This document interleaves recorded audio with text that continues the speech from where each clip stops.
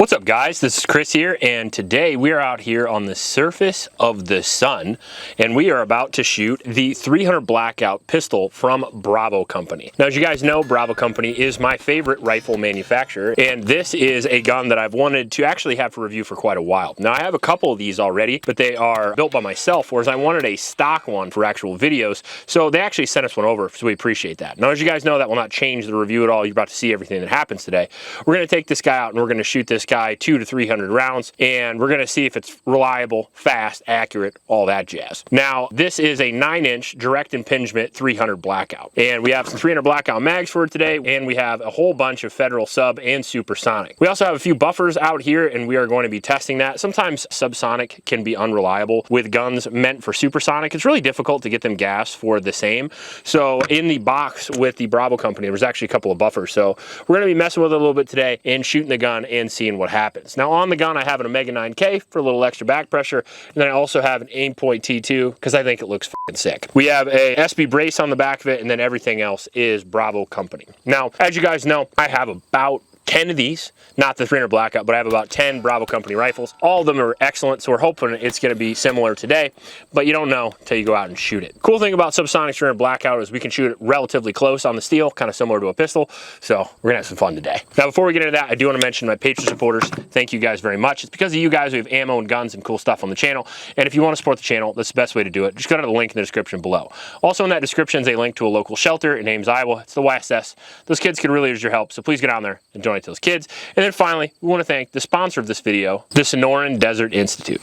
I've said this before and I'll say it again, there is not a lot of qualified or quality gunsmiths in my area or anywhere around. And I think it's a profession that not only helps people, but you can make a lot of money in. And I think one of the best ways to go to get into that is going to be the Sonoran Desert Institute. I like that they offer education for not only gunsmithing, but drone technology and tons of other subjects that are unique and fun. If you're interested in a career in the gun industry, it's a great way to go.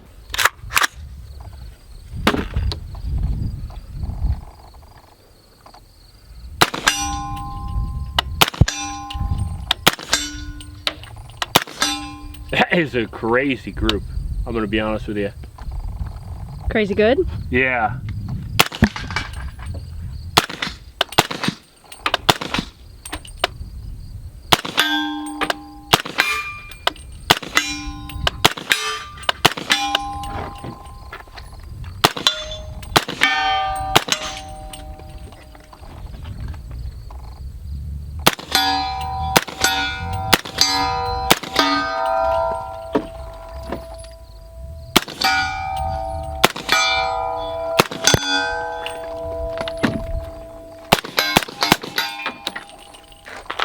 I didn't even change buffer, so this will be a good time. The T2 is the best optic for durability, reliability, and like if you like read a chart, it's like the best optic.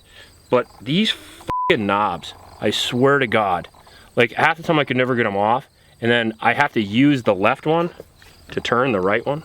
It would be, I mean, imagine a world where the exact same system used for the brightness or for the battery compartment, the slot for a screwdriver or a knife or a bullet tip would be used to zero the optic. That would just be a crazy world.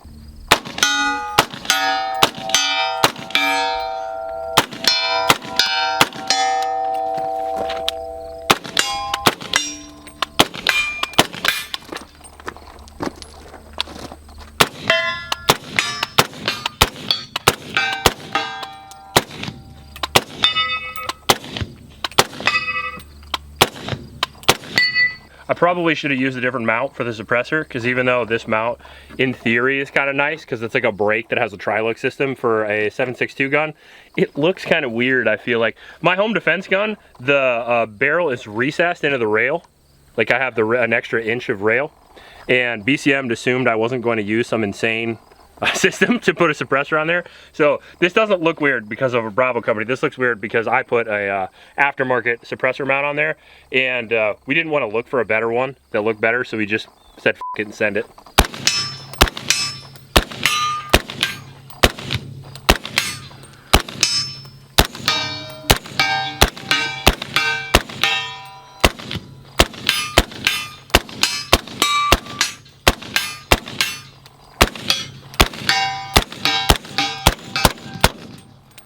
Yeah, it does have a bit more recoil than most of the...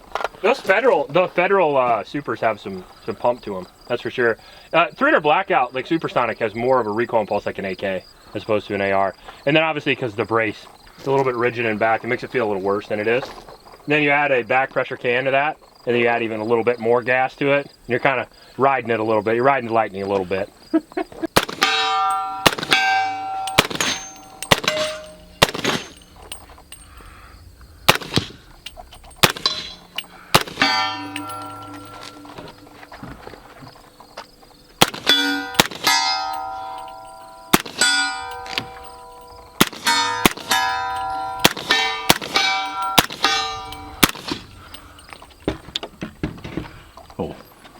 I am not used to doing Yeah, that. that one's complicated. Yeah.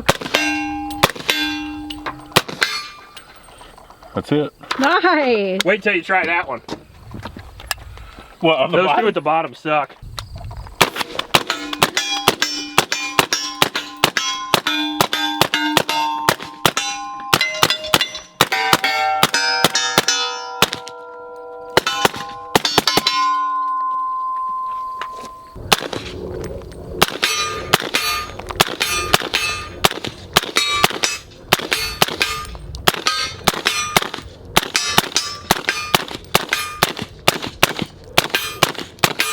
Oh, I did way better than I thought I would. Nice job. So you believed in yourself. All the ones you missed would have went right in his dick anyway. It was like right below him, so he still had a bad day.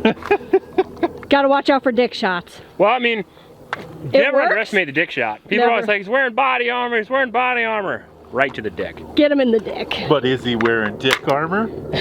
Probably not.